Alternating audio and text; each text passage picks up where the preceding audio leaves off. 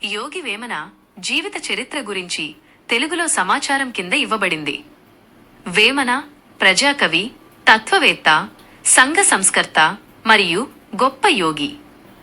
ఆయన రాసిన పద్యాలు తెలుగు ప్రజల మనసుల్లో చిరస్థాయిగా నిలిచిపోయాయి. జీవిత విశేషాలు: జననం, కాలం, వేమన ఎప్పుడు జీవించారు అనే దానిపై పండితుల్లో ఏకాభిప్రాయం లేదు. అయితే చాలా మంది పరిశోధకులు ఆయన 17వ శతాబ్దం మధ్యకాలం, సుమారు 1652 నుండి 18వ శతాబ్దం వరకు జీవించారని అంచనా వేస్తున్నారు. ఆయన కడప జిల్లాలోని గండికోట ప్రాంతంలో జన్మించినట్లు చెబుతారు. కొందరు ఆయన కొండవీటిరెడ్డి రాజవంశానికి చెందినవారని అంటారు. కాని దీనికి బలమైన ఆధారాలు లేవు. ఆయన ఒక మధ్యతరగతి కాపు కులస్తులకు జన్మించారని కూడా కొన్ని అభిప్రాయాలు ఉన్నాయి. తొలి జీవితం: వేమన యవ్వనంలో భోగలాలసుడిగా, ధనవంతుడిగా జీవించారని ప్రతీతి. తన ఆస్తినంతా ఖర్చు చేసి ఒకానొక దశలో విరక్తి చెంది జ్ఞానాన్ని అన్వేషించడం ప్రారంభించారు. జ్ఞానోదయం: ఒక సాధువు ద్వారా లేదా తన వదినగారి వల్ల ఆయనకు జ్ఞానోదయం కలిగిందని కథలు ప్రచారంలో ఉన్నాయి. ఇహపర సుఖాలపై వ్యామోహం వదిలిపెట్టి యోగిగా మారారు. యోగిగా మారిన తర్వాత వేమన దేశమంతా సంచరిస్తూ తన పద్యాల ద్వారా ప్రజలకు నీతి, ధర్మం, ఆత్మజ్ఞానం బోధించారు. ఆయన అచల సిద్ధాంతాన్ని అనుసరించినట్లు చెబుతారు. సమాధి: వేమన కదిరి తాలూకాలోని కటారుపల్లెలో జీవ సమాధి అయ్యారని ప్రచారంలో ఉంది. అక్కడ ఆయనకు ఒక సమాధి కూడా ఉంది.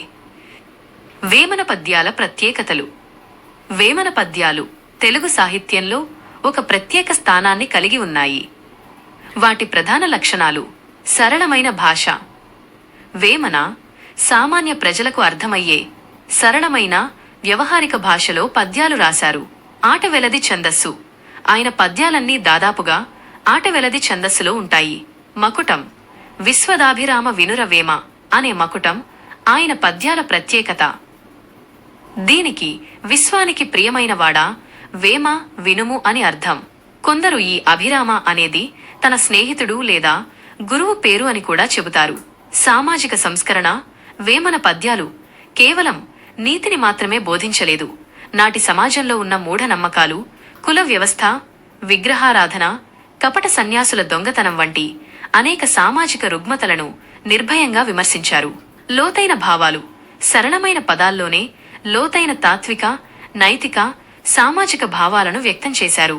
ఆయన పద్యాలు మానవ జీవితం, ప్రకృతి, సత్యం, మోక్షం వంటి అనేక విషయాలను చర్చిస్తాయి. లోకోక్తులు: ఆయన పద్యాల్లోని అనేక వాక్యాలు తెలుగులో లోకోక్తులుగా మారాయి. వేమన పద్యాలు నేటికి తెలుగు ప్రజలకు స్ఫూర్తినిస్తూ వారి దైనందిన జీవితంలో ఒక భాగమయ్యాయి. ఆయన ఒక గొప్ప కవిగానే కాకుండా తన ఆలోచనలతో సమాజంలో మార్పు తీసుకురావడానికి కృషి చేసిన ఒక గొప్ప సంస్కర్తగా నిలిచిపోయారు.